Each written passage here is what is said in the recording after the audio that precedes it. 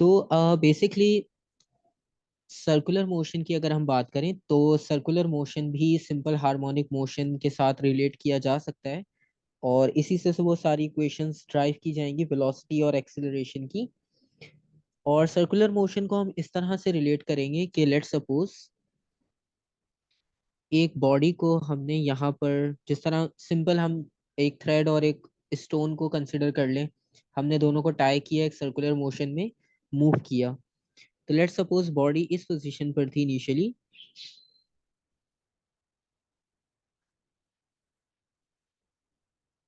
और रोटेट करके वो इस पॉइंट पर गई।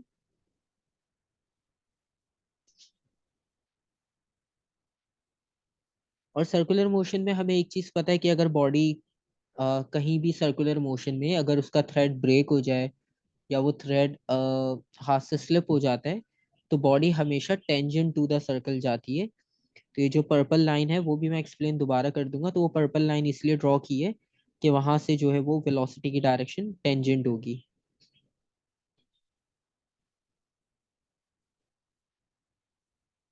और इसी तरह से हम इसे थर्ड पोजीशन पर भी कंसिडर कर सकते हैं।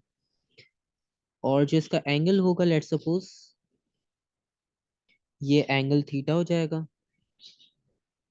और जो हमारी रोटेशन है बेसिकली वो कुछ इस तरह से है। ठीक है। तो हम एंटी क्लॉकवाइज बेसिकली बॉडी को मूव कर रहे हैं। और सर्कुलर मोशन में ये होता है कि सेंटर से लेकर बाउंड्री तक का डिस्टेंस हमें पता है रेडियस को रिप्रेजेंट करता है। लेकिन अभी क्योंकि हम सिंपल हार्मोनिक मोशन से इसको रिलेट कर रहे हैं, तो हम इस तरह से रिलेट कर सकते हैं कि जो रेडियस होगा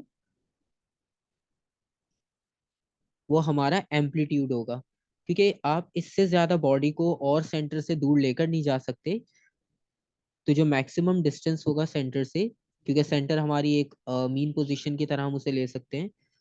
सेंटर से लेकर बाउंड्री तक का डिस्टेंस जो है वो रेडियस, और उसे हम कंसिडर करेंगे एस एच एम में, यानी सिंपल हार्मोनिक मोशन में एम्पलीट्यूड की फॉर्म में। ठीक है, यहाँ तक कोई कंफ्यूजन? No sir. और इसी तरह से अगर हम ये रैंडम जो एंगल हमने ड्रॉ किया है, इसे भी हम एक्स नॉट लिख सकते हैं क्योंकि सेंटर से बाउंड्री डिस्टेंस सेम ही रहेगा हर पॉइंट पर। और एक और चीज अगर आपको याद हो कि जब हम सर्कुलर मोशन की बात करते थे ओ लेवल्स या आईजीसीएसई में, तो उसमें एक कॉन्सेप्ट होता था सेंट्रीपेटल एक्सेलरेशन का। Centripetal force, centripetal acceleration. तो अगर आपको याद हो तो उसमें रिजल्टेंट फोर्स की डायरेक्शन या सेंट्रीपिटल फोर्स की डायरेक्शन हमेशा towards the centre of a circle होती है। तो जब फोर्स की direction towards the centre of the circle है, एक्सेलरेशन की भी direction towards the centre of a circle होगी।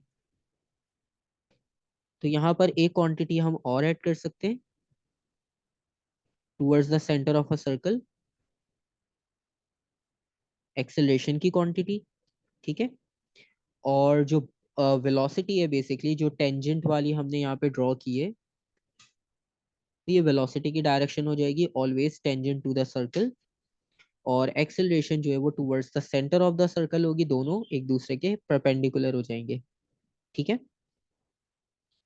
और लेट्स सपोज इनिशियली बॉडी ने यहाँ से स्टार्ट किया, तो यहाँ पर हम टाइम कंसिडर करते हैं 0। और उसके बाद जब उसने आगे कंटिन्यू किया तो एक और टाइम की वैल्यू मिल जाएगी हमें t। ठीक है, यहाँ तक हो गया एक और कॉन्सेप्ट। और अगर हम हॉरिजॉन्टल देखें, मतलब सर्कुलर तो वो मूव कर रहा है, सर्कुलर में एंगल आपको मिलेगा। लेकिन अगर हम इस वर्टिकल डिस्टेंस को मेजर करें, मतलब जो वर्टिकल डिस्टेंस की हम बात कर रहे हैं वो है ये वाला डिस्टेंस।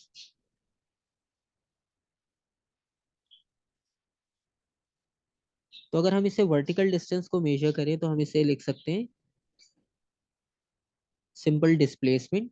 क्योंकि ये वर्टिकल लेंथ है, वर्टिकल लेंथ कोई भी डिस्टेंस या डिस्प्लेसमेंट की फॉर्म में हम उसे स्ट्रेट लाइन में मेजर कर सकते हैं। ठीक है। तो बेसिकली ये वाली जो हाइट है,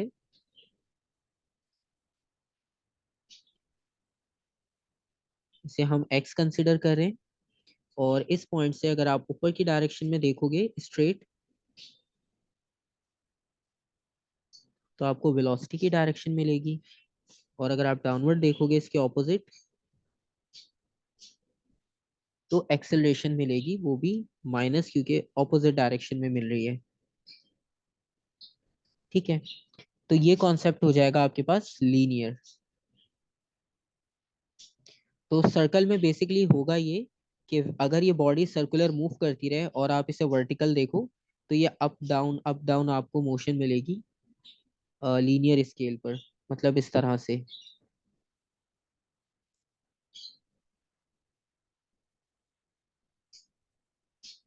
ठीक है, बॉडी जैसे जैसे ऊपर की तरफ जा रही है, तो आप हाइट की तरफ जाओगे। फिर बॉडी जब 180 डिग्री कंप्लीट कर लेगी, तो डेफिनेटली बॉडी जब इस पॉइंट पर होगी, तो आपकी मोशन भी डाउनवर्ड आ जाएगी।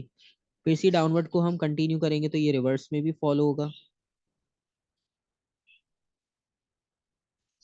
ठीक है, आप डाउनवर्ड जाओगे, फिर उसके बाद अपवर्ड आओगे, तो ये इस तरह से मोशन कैरी ऑन होगा।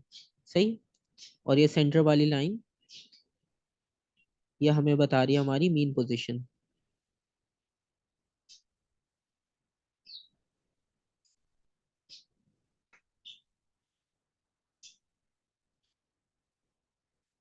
ठीक है, यहाँ तक कोई कंफ्यूजन? No sir. अच्छा, अब इसमें से जो हमने क्वांटिटीज ड्राइव करनी है, सबसे पहले डिस्प्लेसमेंट देखते हैं हम।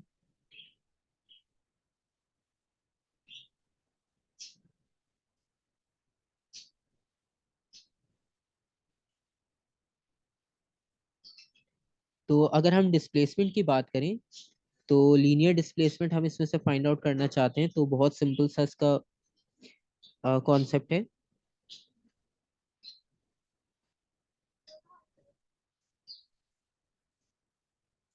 हम अगर सेंटर से देखें, तो हमें एक राइट एंगल ट्राइंगल मिल रहा है।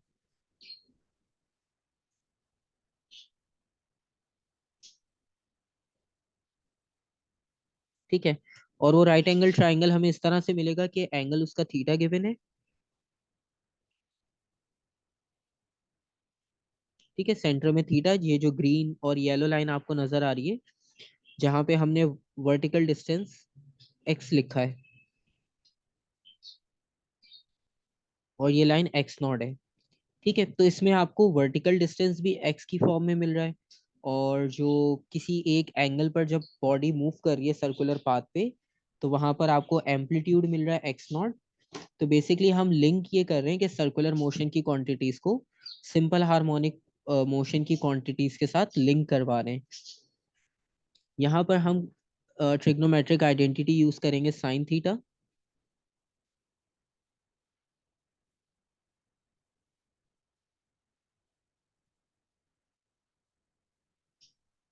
सम पीपल हैव, और परपेंडिकुलर की जगह पर है एक्स, हाइपोटेन्यूज की जगह है एक्स नॉट। ठीक है, तो sine theta is equals to x over x naught, और हम इसको ऐसे भी लिख सकते हैं,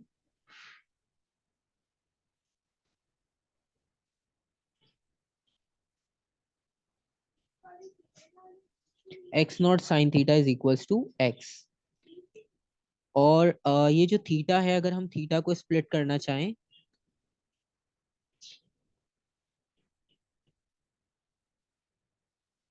सो थीटा को रिलेट किया जा सकता है ओमेगा इंटू टी, ओमेगा यानी एंगुलर फ्रीक्वेंसी और एंगुलर स्पीड। ठीक है, और टाइम जो है वो, जितना भी टाइम रिक्वायर्ड होगा बॉडी को, तो वो उसको हम टाइम से रिप्रेजेंट करेंगे टी से। ठीक है, बेसिकली ये जो ओमेगा है ना, ये ओमेगा को सर्कुलर मोशन में इसका कॉन्सेप्ट है।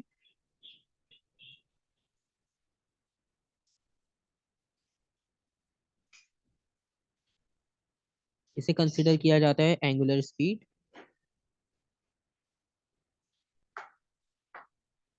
और एंगुलर स्पीड का मतलब ये हुआ, जिस तरह हम स्पीड की डेफिनेशन लिखते हैं डिस्टेंस ओवर टाइम, तो यहाँ पे सर्कुलर मोशन है, तो सर्कुलर मोशन में एंगल बनता है, तो हम इसे लिखते हैं angle over time.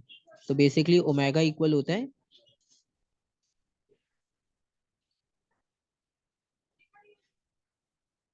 Change in angle over time. तो वो जो रिलेशन है theta is equals to omega t, वो इससे बनाया गया है। ठीक है। तो फाइनली ये इक्वेशन थोड़ा सा और मॉडिफाई हो जाएगी। ये हो जाएगा x equals to x naught sine omega T.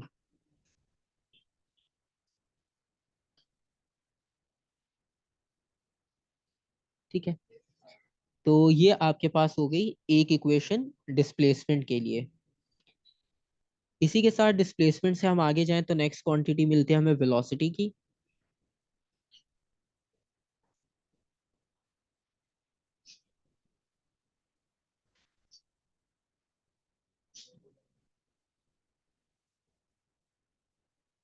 So velocity की अगर हम बात करें तो वेलोसिटी के हमने कंपोनेंट्स देखने हमें कहाँ कहाँ मिल रहे हैं।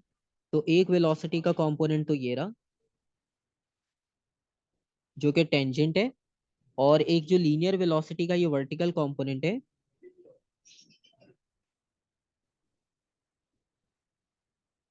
ठीक है, ये वाला कंसिडर करेंगे। तो यहाँ पर एक v की कैटेगरी मिल रही है, एक v नॉट की कैटेगरी मिल रही है। और यहाँ पर हम फॉर्मूला लगाएंगे cos थीटा का। cos theta is equals to like cos theta equals to brown hair, it means curly brown hair, तो बेस अपॉन हाइपोटेन्यूज आ जाएगा। So cos theta,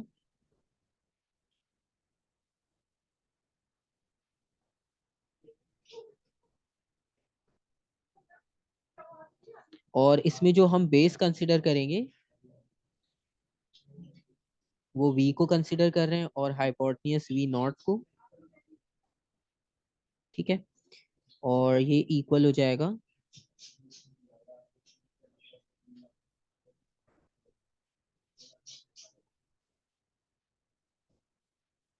v naught cos theta is equals to v। Same इसमें भी theta को replace करेंगे omega T के साथ, तो वेलोसिटी का फॉर्मूला भी ड्राइव होकर मिलेगा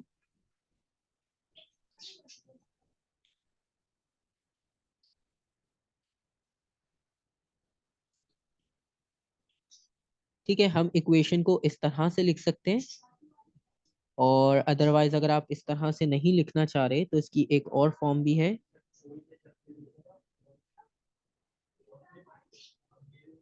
ठीक है। सेकेंड फॉर्म हम ये लिख सकते हैं कि ये जो वी नॉट है, तो बेसिकली वी नॉट जो है वो स्पीड है। और इसकी जगह अगर हम दूसरी वैल्यूज लिखना चाहते हैं, तो जो दूसरी वैल्यूज हम अगर डायग्राम से रिप्लेस करना चाहें तो वो होगा ओमेगा और एक्स नॉट, क्योंकि एक्स नॉट जो है वो सेंटर से लेकर बाउंड्री तक का डिस्टेंस है। ठीक है। तो उससे भी हम ये कैलकुलेट कर सकते हैं वी नॉट को। और ओमेगा जो है वो एंगुलर स्पीड का रेफरेंस आ जाएगा।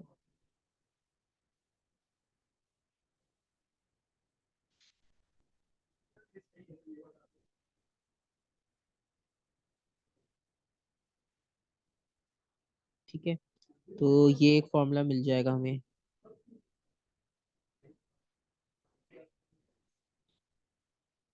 और फाइनली एक और फॉर्मूला चाहिए होगा हमें एक्सेलरेशन के लिए। जब ये सारी वैल्यूज आ जाएंगी तो फिर हम इसमें जो काइनेटिक एनर्जी, पोटेंशियल एनर्जी, उन सब की वैल्यूज को भी ड्राइव कर सकेंगे इजीली, क्योंकि हमारे पास बेसिक सारी वैल्यूज आ जाएंगी डिस्प्लेसमेंट, वेलोसिटी और एक्सेलरेशन के लिए।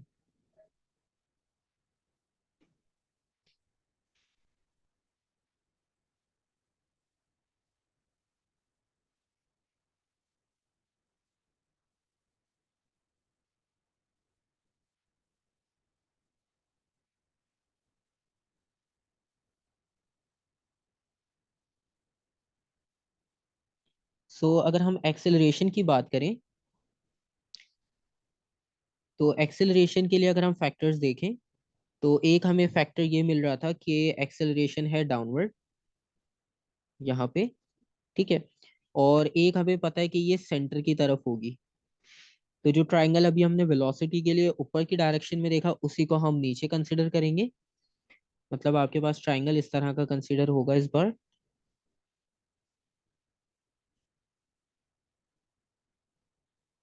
तो हम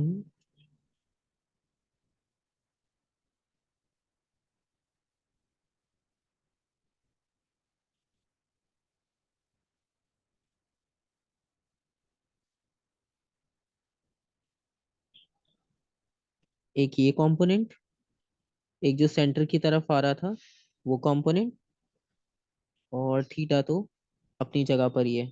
तो अब हमने ए और ए नॉट को इंक्लूड करना है। ठीक है, तो हमें कौन सी ट्रिग्नोमेट्रिक आइडेंटिटी लेनी चाहिए जिसमें परपेंडिकुलर भी आ जाए, क्योंकि परपेंडिकुलर पे ए की वैल्यू है, और ये हाइपोटेन्यूज भी आ जाए। साइन। ठीक है, बिल्कुल सही, साइन थीटा लेंगे दोबारा से।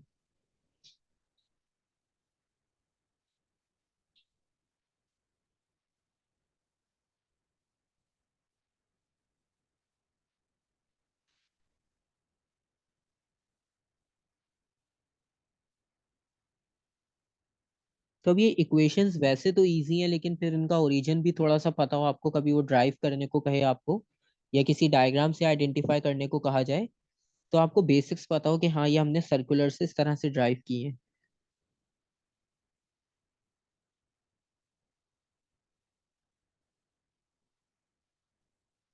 अगेन इसमें भी जो ए नॉट है उसे हम माइनस कर लेंगे क्योंकि ऑपोजिट डायरेक्शंस की वजह से।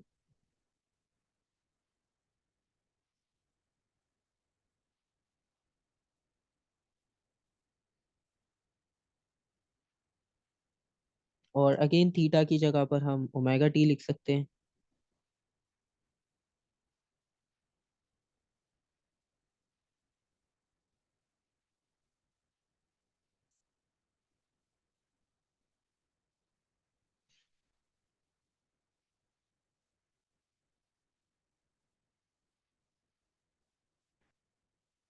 और सेम सर्कुलर मोशन की अगर इक्वेशन को यूज करके हम इसे मॉडिफाई करें, तो इसे ए इज इक्वल्स टू,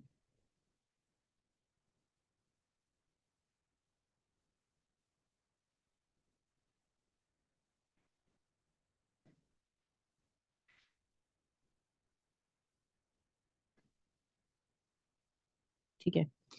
तो यहाँ तक हमारे पास हो गई कुछ बेसिक इक्वेशंस वेलोसिटी, एक्सेलरेशन और डिस्प्लेसमेंट से रिलेटेड। ठीक है,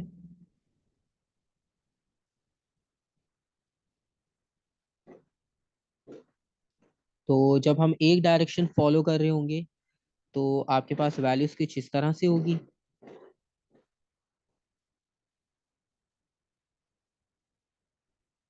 इसका मतलब ये हुआ कि जब हम स्टॉप वॉच को स्टार्ट करेंगे,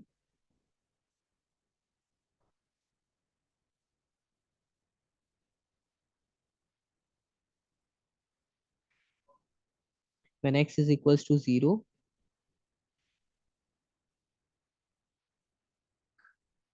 at time t is equals to 0, और इस वक्त हो ये रहा होगा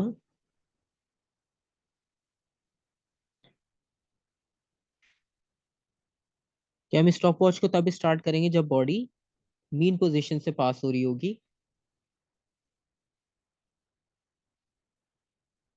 क्योंकि टाइम 0 पर बॉडी जो है वो मीन पोजीशन पर है। इसका मतलब यही हुआ कि मीन पोजीशन पर हमने टाइम को स्टार्ट किया है।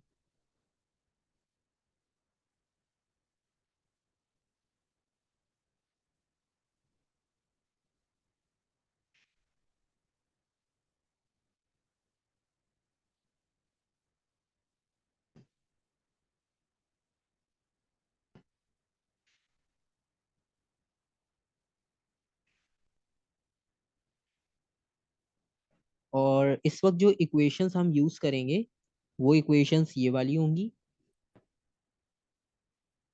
x is equals to x naught sine omega T,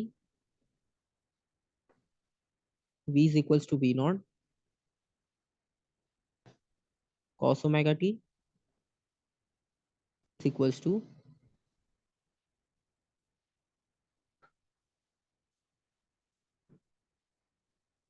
minus a naught sine omega t. ठीक है, तो ये तीन इक्वेशंस हम तब यूज करेंगे जब बॉडी 0 से स्टार्ट करेगी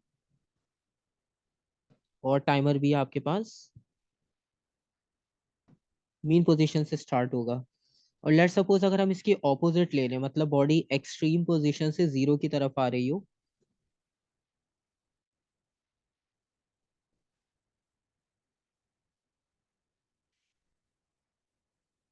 यानी जब आपकी पोजीशन एक्स नॉट हो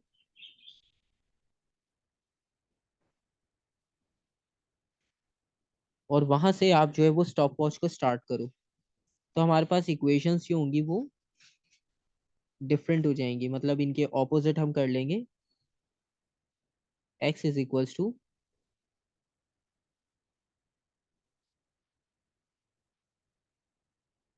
x naught cos omega t, क्योंकि कंपोनेंट्स चेंज हो जाएंगे, कंपोनेंट्स चेंज होने की वजह से जहाँ साइन था वो अब कॉस में कन्वर्ट हो गया, जहाँ कॉस लिखा था उसकी जगह साइन लिखेंगे।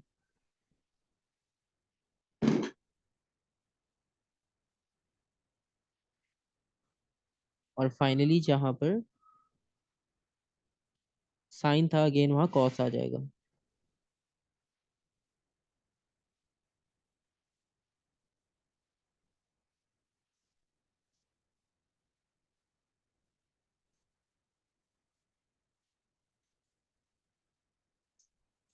ठीक है, यहाँ तक कोई कंफ्यूजन?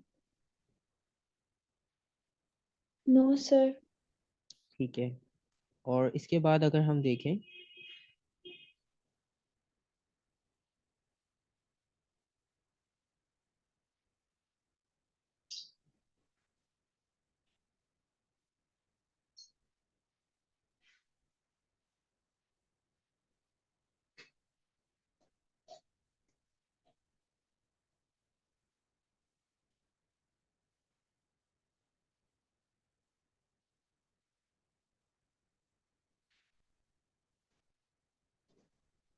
तो आपके पास अब सारी इंडिविजुएशंस तो हमारे पास आ गई। ठीक है। और अगर अब इन्हें रिलेट किया जाए, यानी जिस तरह डिस्प्लेसमेंट और स्पीड को रिलेट किया जाए इनकी वैल्यूज को, या टोटल एनर्जी की बात की जाए, पोटेंशियल एनर्जी, काइनेटिक एनर्जी, इन सब की बात की जाए। ठीक है। तो इसमें हम देखते हैं कि हम इन्हें किस तरह से रिलेट कर सकते हैं।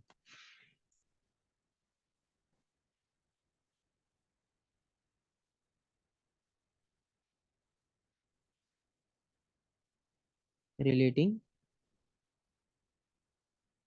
X and we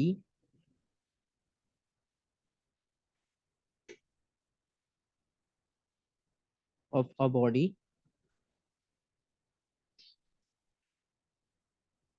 under S H M.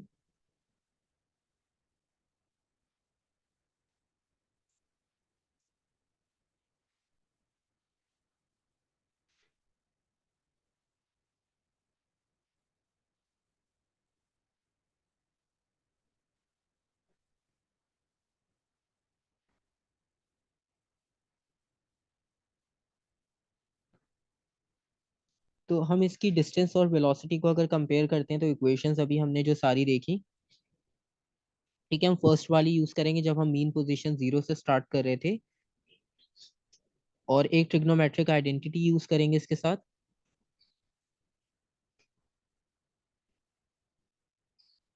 Sign square theta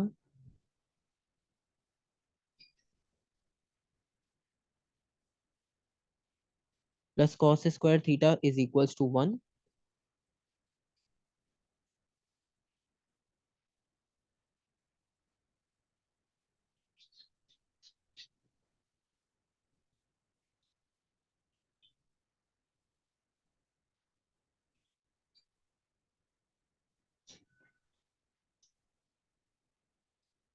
और इसमें बस अब हमने वैल्यूज को सब्स्टिट्यूट करना है जो अभी हमने इक्वेशंस देखी थी। जैसे हम एक्स और वी को रिलेट करना चाह रहे हैं, इसका मतलब हमने इक्वेशन वन और टू को बस यूज करना है, अभी थ्री को नहीं करना है क्योंकि इसमें एक्सेलरेशन है। तो साइन थीटा जो है वो हमें फर्स्ट इक्वेशन में मिल रहा है, और साइन थीटा को अगर हम वहां से इक्वेट करना चाहते हैं उसकी वैल्यू, वो इक्वल हो जाएगी एक्स ओवर एक्स नॉट के। मतलब x over x naught is equals to sine theta, theta की जगह ओमेगा टी लिखा हुआ है। ठीक है, उसका कोई इशू नहीं है क्योंकि वो हमें पता है हम थीटा की जगह उसे दोबारा रिप्लेस कर सकते हैं। इसकी वैल्यू हो जाएगी x over x naught square plus ये जो वैल्यू होगी v over x naught omega square is equals to 1। ठीक है। और जब इसका ब्रैकेट ओपन अप करेंगे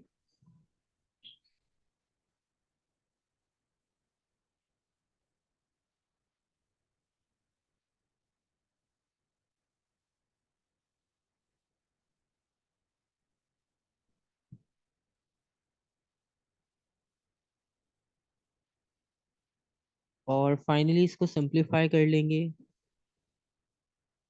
1 के एंड पर जाके मल्टीप्लाई हो जाएगा, एक्स स्क्वायर ओमेगा स्क्वायर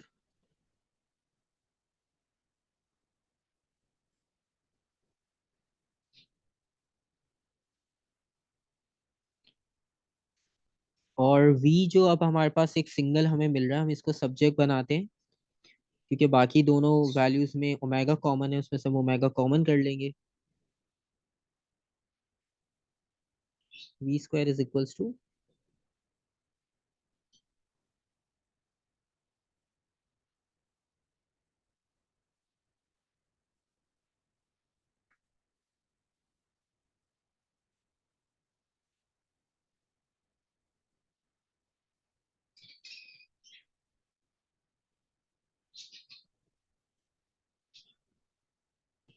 ठीक है, ओमेगा स्क्वायर को हमने कॉमन कर लिया और लेफ्ट हैंड साइड पर अभी हमें पता है कि वी स्क्वायर लिखा हुआ है।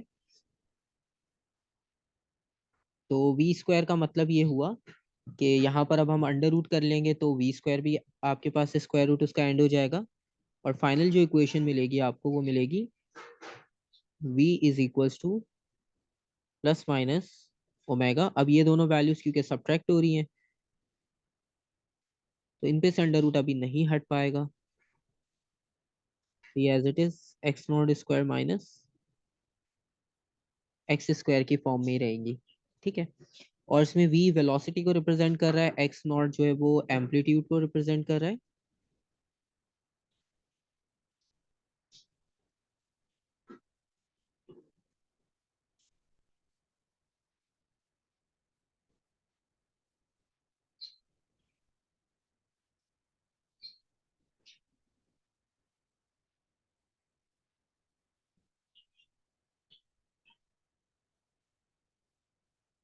ये एम्पलीट्यूड हो जाएगा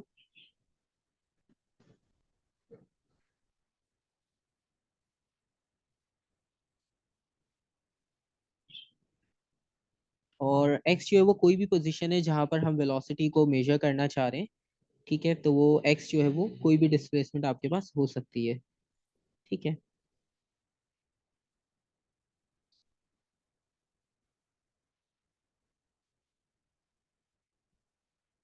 और अब हम इसके बाद इसकी काइनेटिक एनर्जी की तरफ अगर जाएं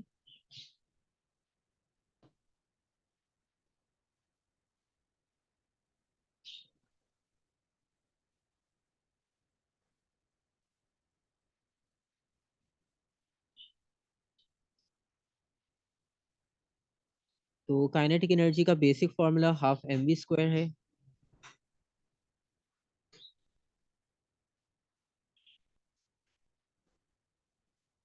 हाफ एम वी स्क्वायर और v की वैल्यू जो है वो अब हमें यहाँ पर सब्स्टिट्यूट करना होगी, जो अभी हमने plus minus omega under root x x naught square minus x square की है।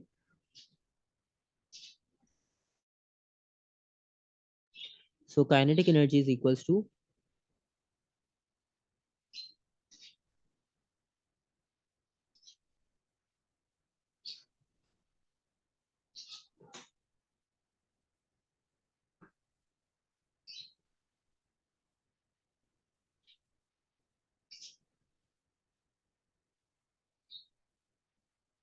और जो वेलोसिटी का अपना स्क्वायर है काइनेटिक एनर्जी में v पे, उस स्क्वायर के अकॉर्डिंगली फाइनलाइज जो फॉर्मूला होगा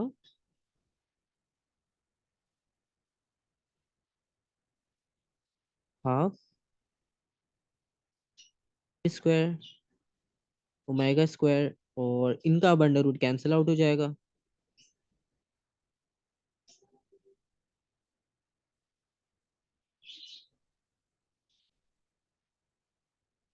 ठीक है, तो ये इक्वेशन हमारे पास हो जाएगी काइनेटिक के लिए।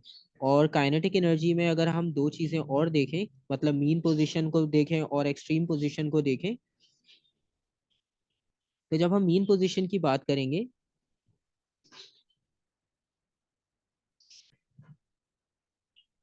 मीन पोजीशन का मतलब ये कि जब हमारी एक्स की वैल्यू जीरो होगी, वो जो वर्टिकल डिस्टेंस हमने निकाला था वो जीरो होगी, क्योंकि बॉडी कहीं मूव ही नहीं कर रही, वो अपनी मीन पोजीशन पर है, तो एक्स की वैल्यू जीरो हो जाएगी। तो अगर आप इक्वेशन वन को थोड़ा सा इसके अकॉर्डिंगली चेंज करो, तो काइनेटिक एनर्जी ऑटोमेटिक इक्वल होगी 1/2 m² omega square X naught square, क्योंकि ये वाली टर्म तो जीरो हो गई। ठीक है,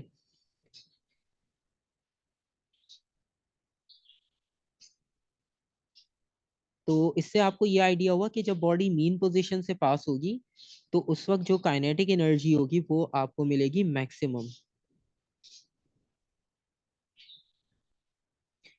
इस नॉट में से x को सब्ट्रैक्ट करना था, लेकिन जब x जीरो हो तो इसका मतलब है फुल डिस्प्लेसमेंट जो है, फुल एम्पलीट्यूड जो है वो आपकी काइनेटिक एनर्जी में यूटिलाइज हो रहा है, तो काइनेटिक एनर्जी आपको मैक्सिमम मिलेगी। ठीक है, अगर x की वैल्यू इंक्रीज करेगी तो डेफिनेटली डिफरेंस छोटा होता जाएगा, काइनेटिक एनर्जी की वैल्यू भी डिक्रीज होती जाएगी।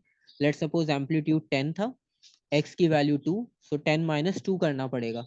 लेकिन अगर x ही जीरो हो तो वो जो 10 एम्पलीट्यूड था आपके पास वो कंप्लीट यूज होगा आपकी काइनेटिक एनर्जी के लिए।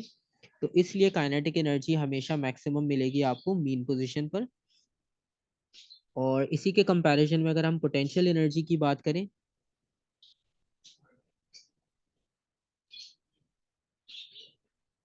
और मीन पोजीशन पर जब आपके पास काइनेटिक मैक्सिमम होगी तो पोटेंशियल उस वक्त जीरो होगी। ठीक है, और जहाँ पोटेंशियल मैक्सिमम मिलेगी वो वहां पर आपको काइनेटिक जीरो मिलेगी। ठीक है, तो पोटेंशियल एनर्जी की बात करें अगर, वरना आप इसको ऐसे भी कर सकते हो,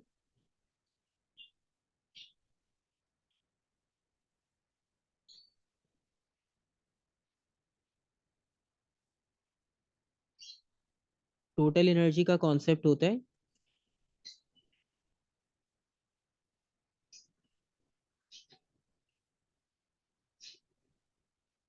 पोटेंशियल प्लस काइनेटिक एनर्जी। अब हमें काइनेटिक को मैक्सिमम लिया है, तो जहाँ काइनेटिक मैक्सिमम होगी वहां पे पोटेंशियल जीरो होगी। So total energy is equals to zero plus 1/2।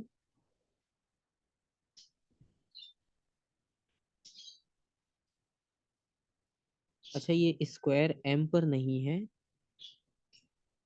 क्योंकि स्क्वायर सिर्फ वी पर था, तो एम पर स्क्वायर नहीं है, ये चीज हमने एडिशनल लिख दी थी। So M omega square X naught square. तो टोटल एनर्जी भी बेसिकली इसी के इक्वल आ रही है, क्योंकि जब एक वैल्यू मैक्सिमम है दूसरी जीरो है, तो डेफिनेटली टोटल एनर्जी भी आपको सेम वैल्यू देगी।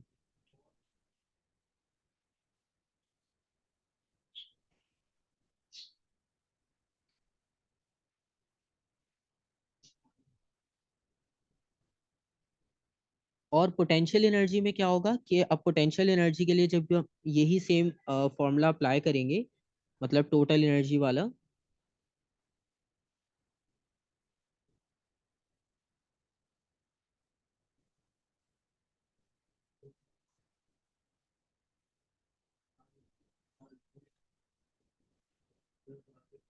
तो पोटेंशियल एनर्जी हम कैलकुलेट कर सकते हैं total energy minus kinetic energy, क्योंकि टोटल और काइनेटिक एनर्जी की वैल्यूज तो अब हमारे पास आ गई। तो पोटेंशियल एनर्जी की अगर हम बात करें, तो टोटल एनर्जी की वैल्यू है 1/2,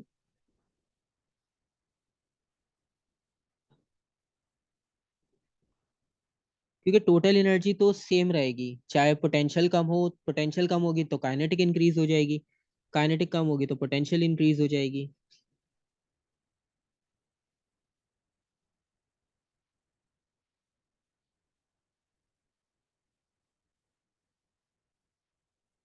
ठीक है, ये हमने वो जो काइनेटिक के लिए ड्राइव की थी इक्वेशन वन, ये वो आ गई।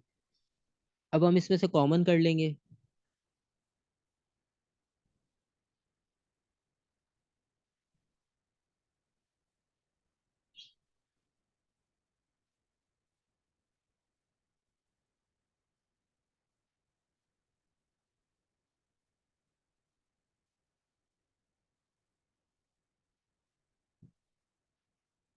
तो ये x naught square minus x naught square ये दोनों कैंसिल आउट हो जाएंगे।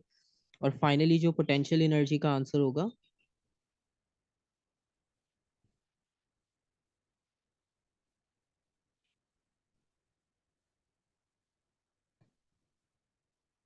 मतलब पोटेंशियल एनर्जी मैक्सिमम होगी किसी भी एक्सट्रीम पोजीशन पर, क्योंकि उसमें एक्स आ रहा है।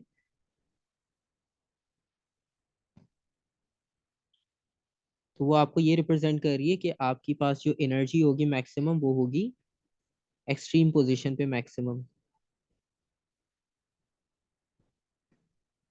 ठीक है।